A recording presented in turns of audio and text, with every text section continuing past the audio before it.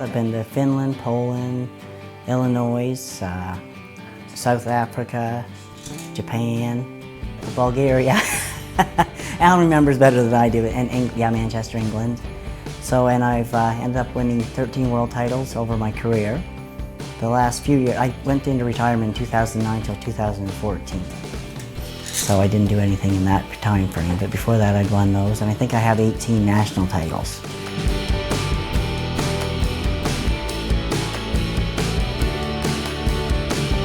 I'm Joyce King and I live in Lower Haynesville. I'm 51 years old and I'm an arm wrestler. I get started at a local tournament in Fredericton in 1996. I was actually 30 years old and I went to that tournament, won it. I think there's only a couple of girls entered, and then Nova Scotia had the Atlantic Canadians that year. So we traveled down there and I ended up winning that, and then later in the fall I went to the Nationals and placed third that first year of arm wrestling, so I just continued on from there. I think I choose to do it because I'm competitive anyway, and the people that I met along the way I just don't want to give up as friends, because once you've met them and you've hung out with them after a tournament or during a tournament, you just stay friends forever.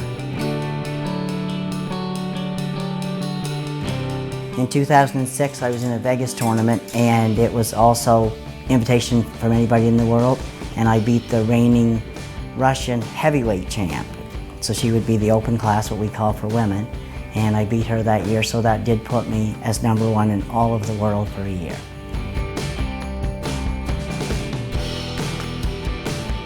My name's Haley and I love arm wrestling. Why do you love arm wrestling? Because I like to beat the boys. Our son Cody and Jessica, our daughter Jessica, they all both compete. And then we have a granddaughter that's 20, her name's Josie, she competes. And then we have 4 little grandchildren, Haley, who's 7, Jackson, who's 7, Jacob, who's 6, and Jenica, who's 3. She can't really legally compete till she's 5, but she still participates here at practice.